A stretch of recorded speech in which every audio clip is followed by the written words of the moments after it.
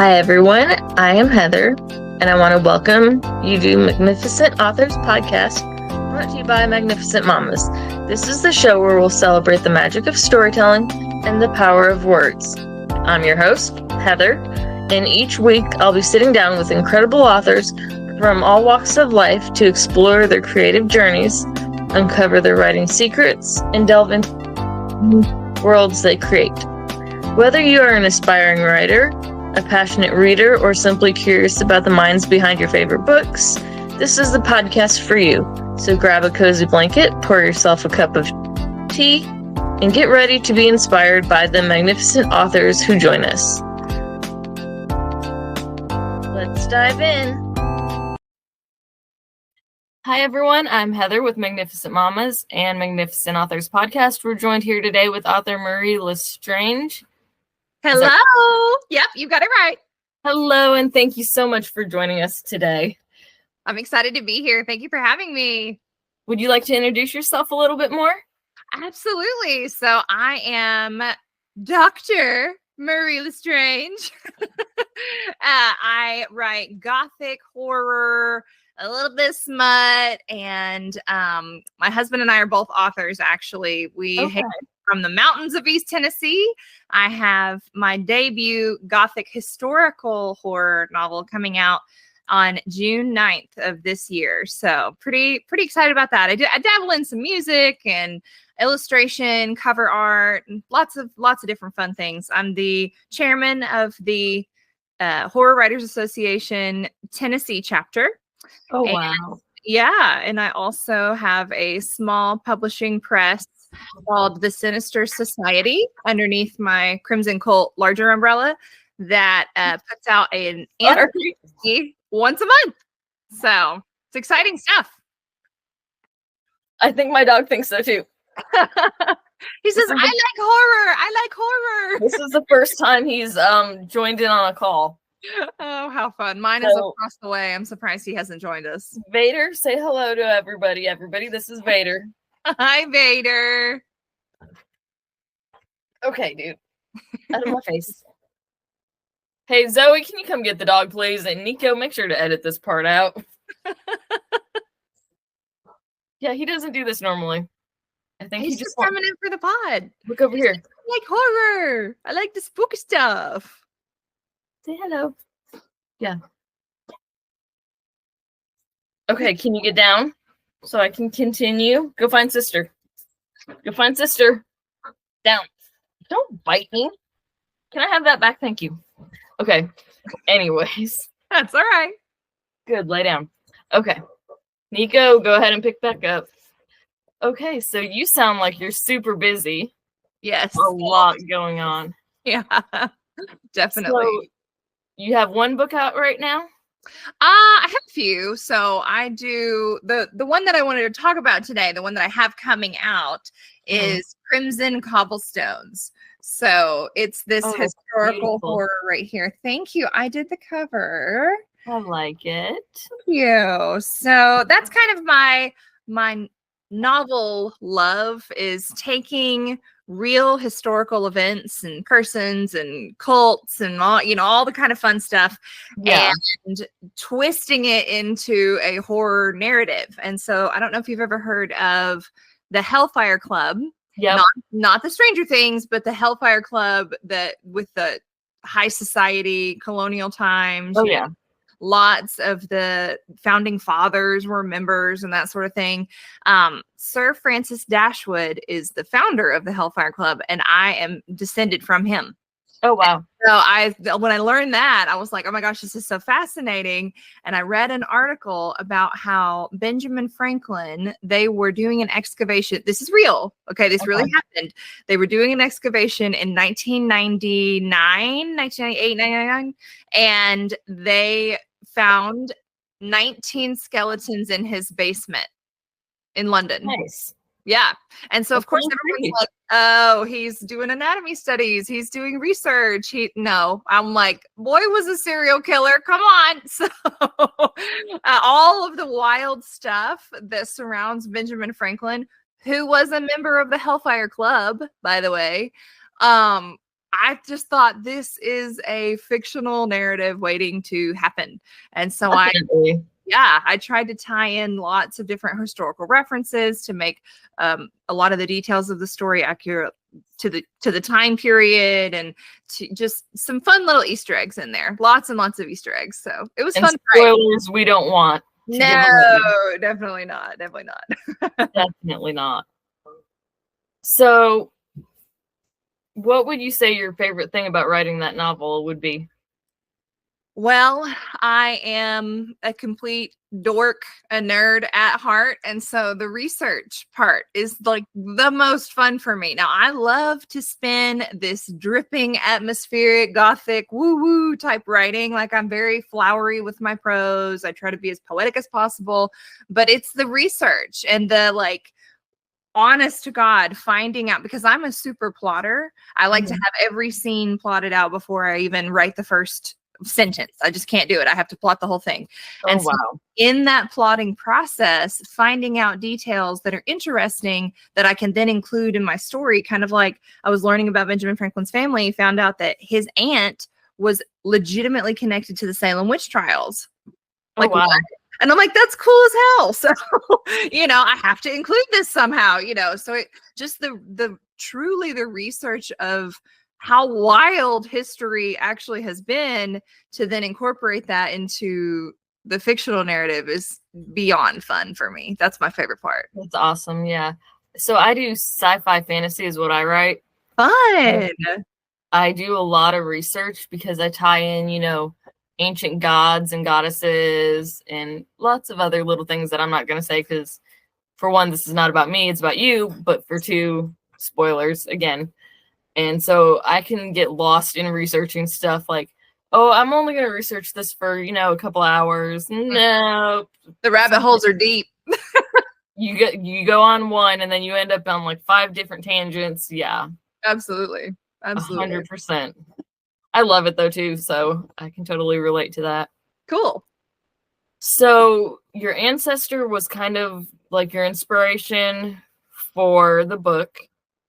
Yeah, the article came first. I read the article about Benjamin Franklin, and then I was like, oh, I got to get on this. And when I found out he was Hellfire Club, then I researched that. I'm big into genealogy. I'm like, oh, wait a minute, I know that name. And there we go. Yeah. I am too. I've been doing my family tree since 2004. Very cool. Very cool. I totally get that. 23andMe testing? Do what? Have you done any of the like DNA testing? No, every time I want to is when I end up not being able to when it's on sale. Right. I kind of forget about it.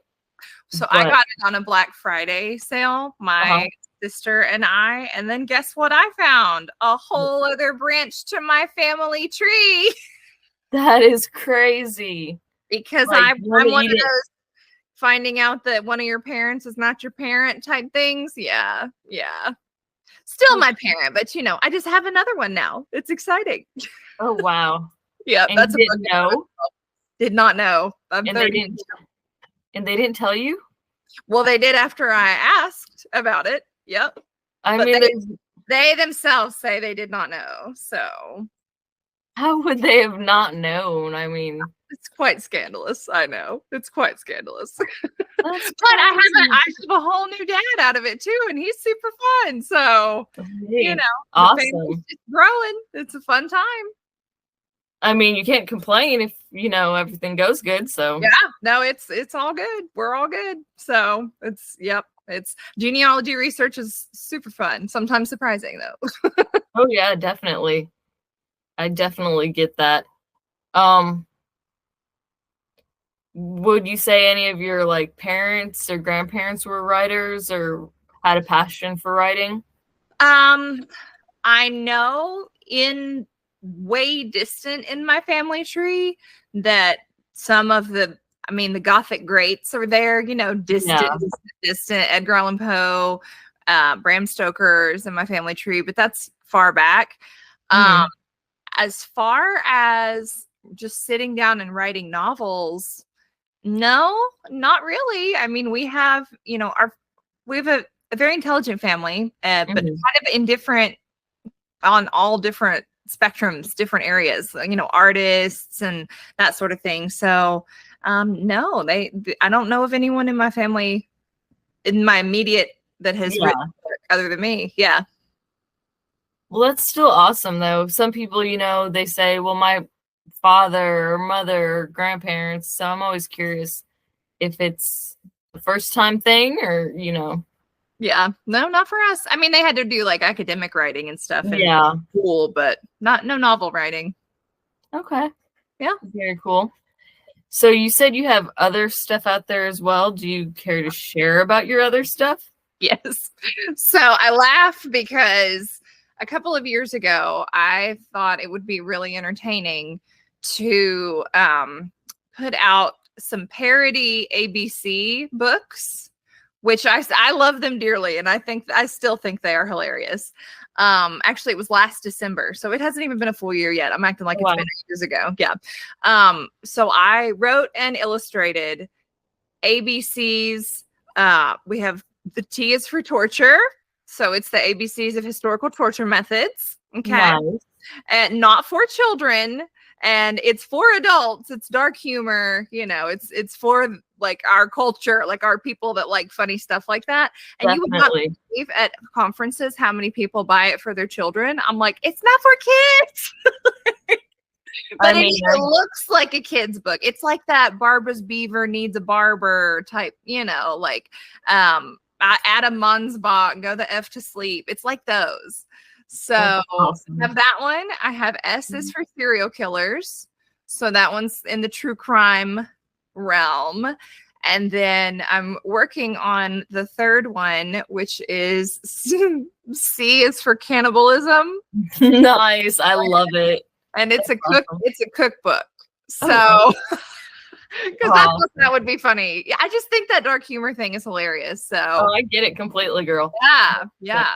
So, and then I have some dark poetry that's been published in anthologies, and I have the Sinister Society now. We have Hollowed Horrors coming out next week, actually on May 14th, and it's because it's celebrating halfway to Halloween. So that's exciting. My husband's already asking, can we put up Halloween decorations? Oh, yeah. Well, just tell him, come to our house. It's decorated for Halloween all year round. Like people are like, Halloween decorations. I'm like, forever decorations. Thank you.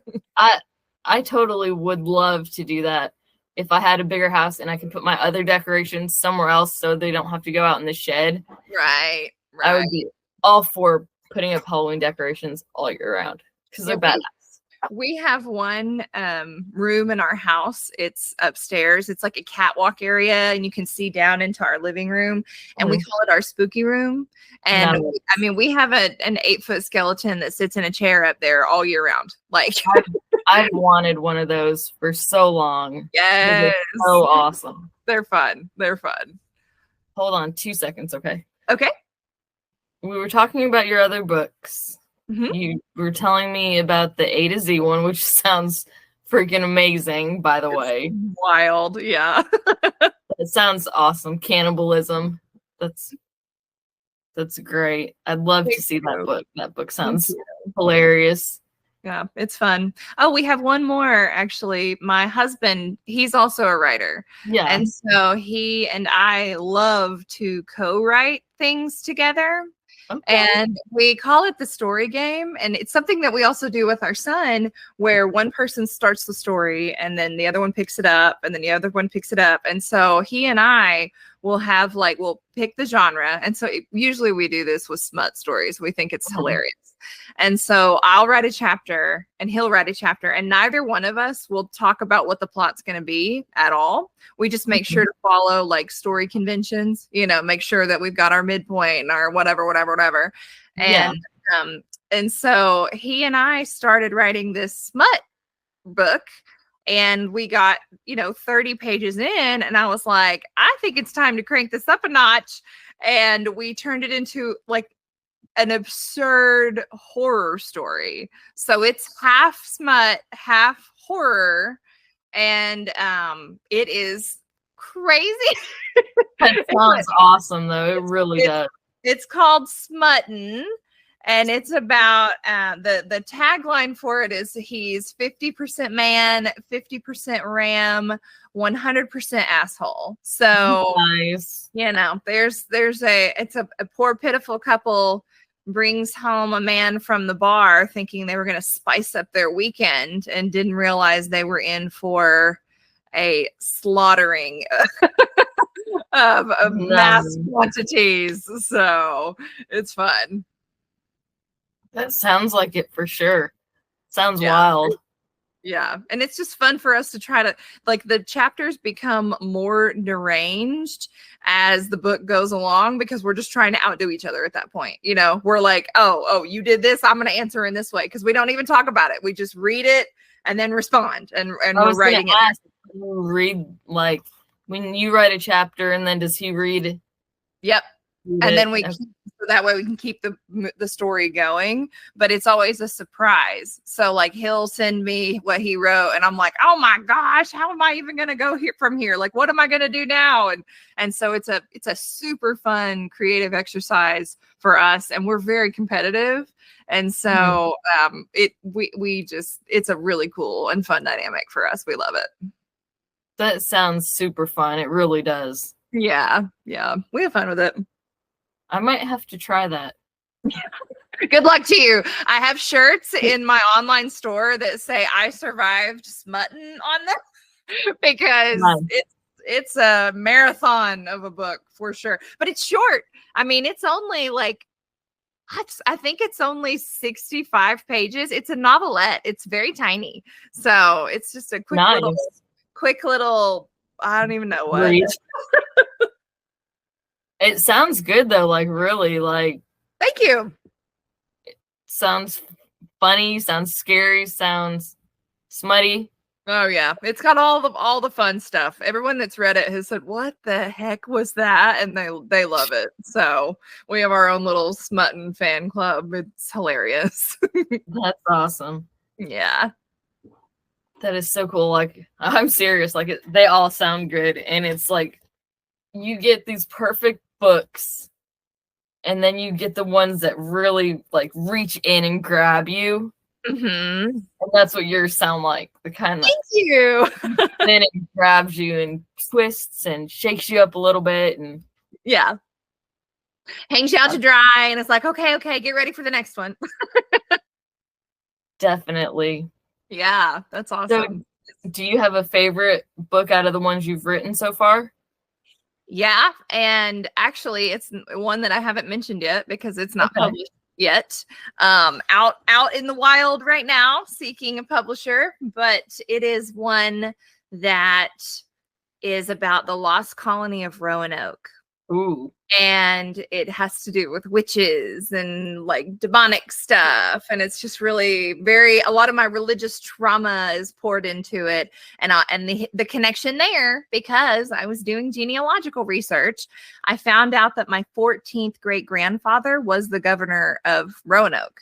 Oh, wow. So I was like, well, now I have to write a Roanoke story, obviously. I've always been so interested in Roanoke. Like, yeah. This, so what do you think happened to them? I don't know. Like, honestly, like, got it. Hold on a second. Sorry.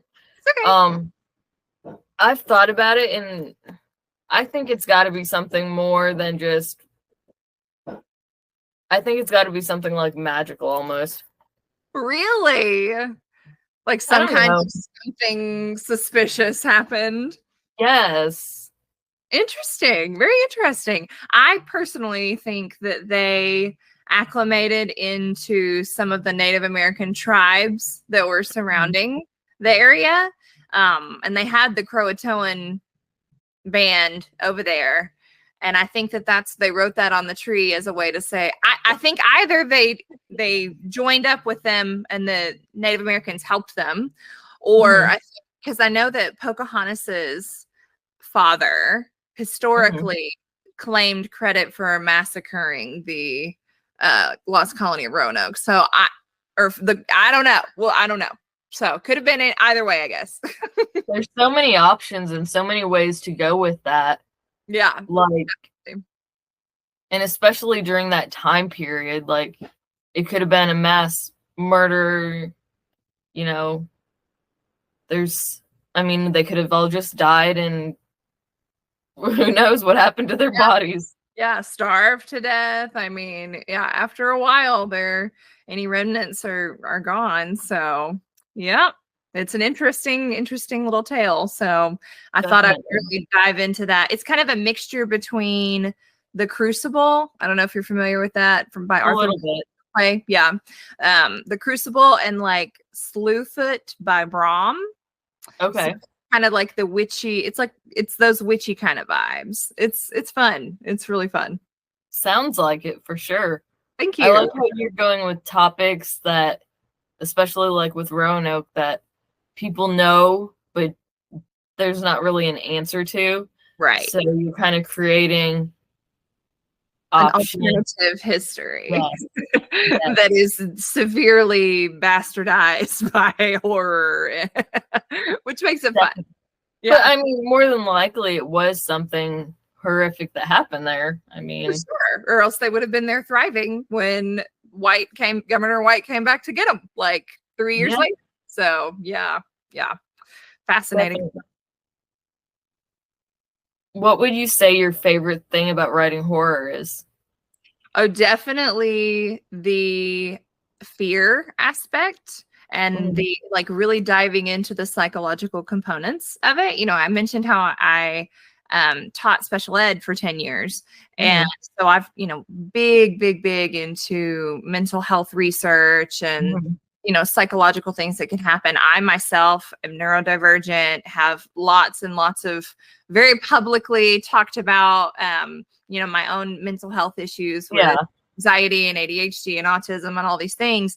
So taking that and taking a really deep dive into crafting my characters so that they are representing mental health struggles appropriately and not just using the cop out of, they have multiple, everyone with a mental disability is bad and evil and they're going to go kill everyone. I hate that shit. Yeah. Not into that. So now, can it be fun to play with? Yeah. Do I call myself crazy all the time? Yeah, because I feel like I'm okay to do that. Yeah. I think there comes a line when people are using it as a stereotype, but then also it's a way for those of us that do have mental health struggles to heal. And so a lot of my characters, you'll notice, have anxiety, hardcore anxiety. And that's because of my direct experience with anxiety. It's critical. It really is. And so I dive into that and use that in investigating fear and then pulling emotions out of my characters. It's a lot of fun. That's why I like horror the most. That's awesome. Yeah, I have anxiety, depression, like severe depression, anxiety, PTSD. So I totally get it. Yeah. I'm not afraid of talking about mental health. And I think, hold on. We need to get over the stigma of being afraid of discussing it. No, I agree. Like it needs to be behind a closed door, and it.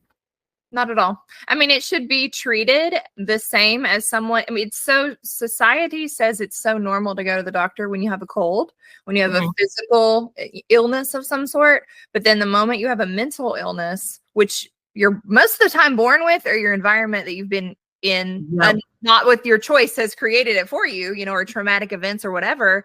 So why is that not the same? Why do we not treat it the same? It's really frustrating. So I would like to lessen some of that taboo as well. Not to say that my stories don't always, usually they get pretty graphic and dark and they go to those dark places, but that's what a lot of people that have trauma and mental health issues experience. So yeah, definitely. I want to apologize for it, No, and we shouldn't have to. Right. Agree 100%. And I think, we're all so different and we need to be accepting the differences. So I think, part of that, we're accepting the craziness that we all have, whether we admit to it or not. So right. My little 2 cents on it, because I'll admit that I'm I have my crazy moments and whatnot, and my, severe depression moments. So. Oh yeah. Oh yeah. Me too. Listen, me and my Prozac, we're besties. Okay. I have a whole range of medication I take every day, and I am not ashamed of that. It's okay. Yep. Better living through chemistry, as me and can call it. I take 11 pills a day. Oh yeah, I'm at 6, so I'm with you. I'm with you.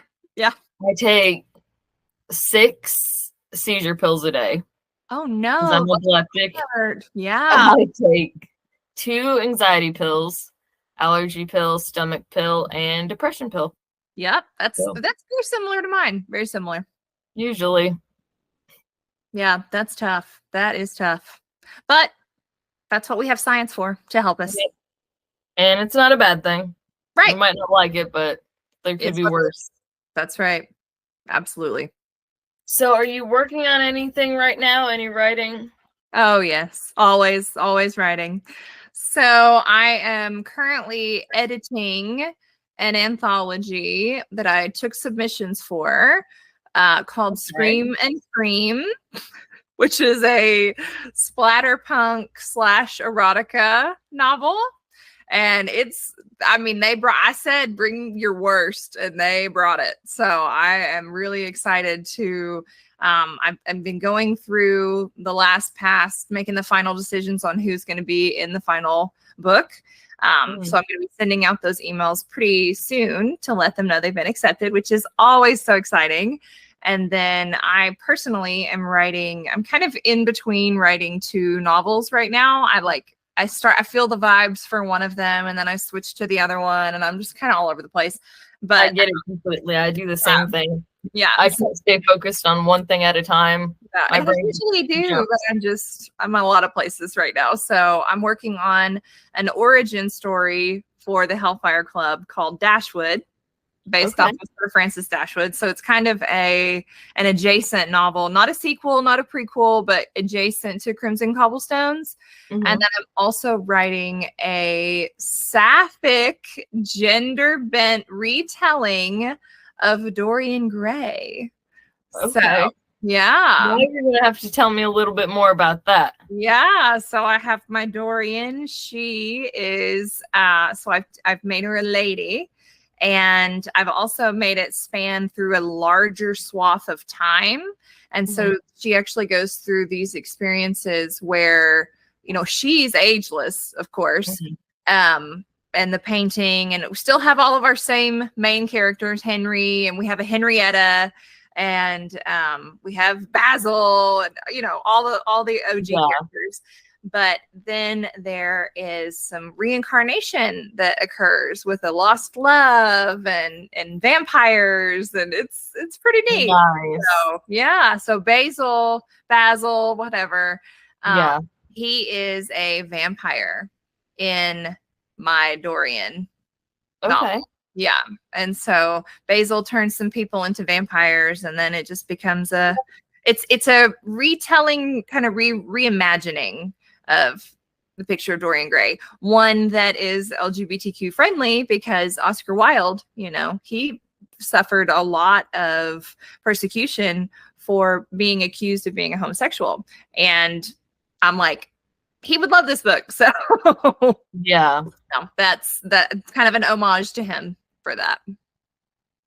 I think we just need to be accepting of people being different nowadays. Well, and being however they want to be. Do what you want to do, as long as it's not hateful, bigoted, or, just causing harm to another person. I don't care what you do. Yeah, I agree completely. Yeah. And that probably offends some people, but whatever. That's not my target audience anyway. So no, it probably wouldn't be. That's not they don't want to read my work anyway. So I don't care if I offend them. I try not to offend anybody, but I also keep it real. So right. If I offend someone, I'm sorry, but my channel. Yeah. I'm going to say what I want, do what I want. So I mean, if the people that are offended spew hate, then I really don't. No skin off my back, Yeah. Yep, I get it completely. So here's a question for you. Okay, so say you had to write something in a genre you haven't written before. What genre would it be? 100% I would write romance. And I know that's kind of cheating because I do write erotica, but my husband and I have a very literary beginning in that we met on a flight to Germany 13 years ago on a study abroad trip. I had just been dumped literally the day before we left. Oh, and no. so it was my shoulder to cry on situation. And then we spent the summer traveling Europe. And so it was a whirlwind romance. And I mean, this is real life, you know. Our son is named after the city where we fell in love in Italy. And the professor that took us on that trip is actually the man that we asked to marry us. So I would 100% write a romance book. We intend to one day, but we're just horror, you know. Dude, horror is awesome. I've read the most recent horror book I read was 7 Rabbits by Timothy King. Oh, yes. Did you enjoy it? I loved it. It was wonderful. Awesome. Have you read it? I have not. Not yet. Oh, you need to read it. It's very, I liked it. I love the graphicness of it. Yeah. And I love how you see both sides. So you see the teenagers that are getting murdered, and you see the people doing the murdering. And fascinating. It is definitely. I don't want to give away spoilers, but I see why, you know, the killers do what they do. And it's gory. It's major slasher, home invasion. It's brutal. It sounds fun. It is fun. I read it in a day. Oh, I love those. Those are my favorite. When you just sit down and read them all the way through. Those are the best. Yep. It was awesome. Give me a horror book any day and I will be entertained. Awesome. The last one that I read was written by a friend of mine, actually. Shout out to Todd Kiesling. I got a copy of Cold, Black, and Infinite while we were all at AuthorCon in Williamsburg, Virginia. And so I started reading that one on the way home. And that was, I finally finished it the other day. So I really enjoyed that one. It's a collection of his short stories. So sweet. It was fun. It was a good one. You should check it out. I will definitely have to do that. I have a few books I'm working on reviewing right now, and fun. A huge list of books to review. So, and how many of those are horror? God, I don't even know. Like, I've got right here a self-help book. I've got Beyond. I don't know if you can see it. Beyond Distorted. Oh yeah. By Justin Wade. I've got another one that I just got in the mail the other day out there, plus ebooks and everything. So, of course, I'm sure not as much horror as I would like, but I like a wide variety. So, very cool. Very cool. Definitely. Well, sounds like you have a nice wide range. That's awesome. Yes, it's definitely good to have a wide range. There's a few areas I don't really like to read, but you're not supposed to ask that. Oh, are you not? I don't know. It makes me sound so bad. I mean, I don't read a lot of rom-coms. The only rom-coms that I read are the ones my friend authors that they are in that they write. I will read and review and promote, but am I going to go into a bookstore and find that illustrated with a couple on it? But no, not for me. Nope. So I'm trying to think of a way to nicely word this. So when my husband and I got married in December, we did like a Viking style wedding.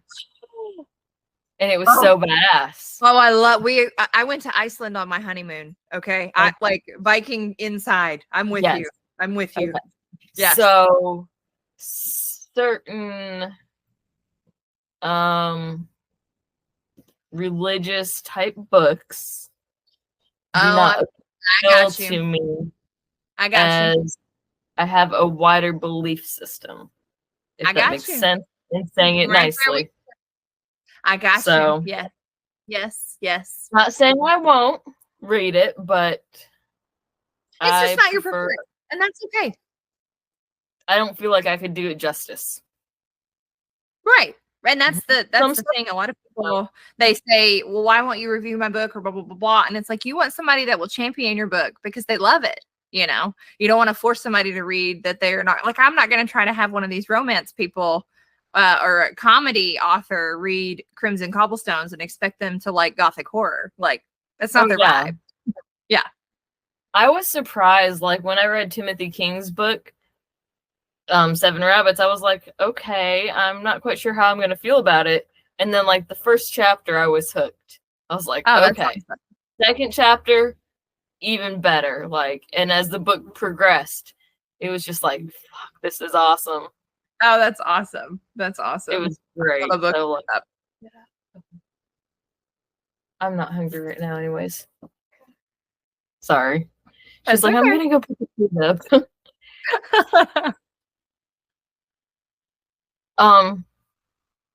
What kind of advice would you have for aspiring authors? Find your tribe.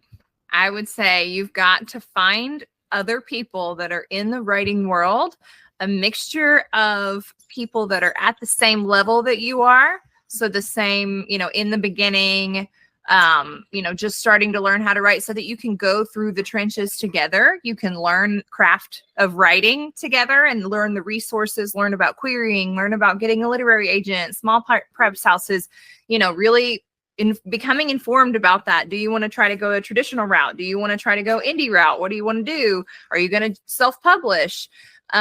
So those, I would say, find your tribe, but not only have the people that are at the same kind of level that you are, but also find mentors. Seek other people that are in your genre to learn the ropes from them, because you don't want to just kind of hit the scene and be like, I'm here now. You gotta, you need to get to know the culture and the community and see what everybody else is about and lifting other authors up too, because it's not just about you, it's, you got to celebrate other people's successes far more than you celebrate your own, for sure. Because it's a family. I mean, it's a community. So I know in the horror community specifically, we're very intense about that. Like, you lift others up because we're all in this together. It's not vicious. I'm going to be better than you. Like, I don't have time for that. I don't like that. So yeah. So find your tribe and read, because if you're not current in your genre, then how are you going to write to cater to that genre? How are you, a lot of people have the book of their heart, but you also need to sort of know what is happening in literature right now and what's not, so Bruce, to be informed. I agree. That's some really good advice, and some that a lot of newbie authors need to realize. Yeah. Well, I needed it back in the day, when we first started I came from an academic writing world. And so when I first came into fiction, it was like, I've got a lot to learn. And if I did not have my tribe of writers, I would not be where I am today, for sure. So shout out to the Sprinters group and the Write Squad, my do or dies. Nice. Sounds awesome. I am going to have to wrap up though. Awesome. It has been really fun talking to you and getting to know you and getting to know a little bit about your books. On the day that the podcast airs, we will feature your book on our Book of the Day section. Awesome. So that everyone can check out your book and, check out links to it, ways to connect with you, all that good stuff. Awesome. Thank you so much. I have had a blast coming on here. Thank you so much. And you're welcome back anytime. Awesome. Thank you, Heather. You have a good day. You too. Thank you. Bye. Bye, everyone. Don't forget to check out Marie Lestrange, and don't forget to like, subscribe, comment, and share. And oh, look at that awesome book. You know you want it. Bye-bye. Bye.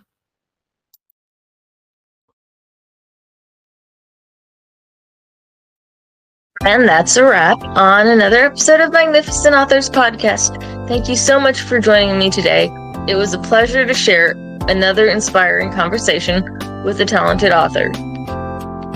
If you enjoyed this episode, don't forget to subscribe to Magnificent Authors Podcast so you don't miss any of our upcoming conversations with amazing writers. And be sure to check out Magnificent Mamas on our website, which is www.magnificentmamas.us, or on our Facebook page for more inspiring content from incredible authors. I'd love to hear your thoughts on today's episode. What resonated with you the most? Head over to Facebook or leave a comment on our website and let me know. Until next time, keep reading, keep writing, and keep those imaginations soaring.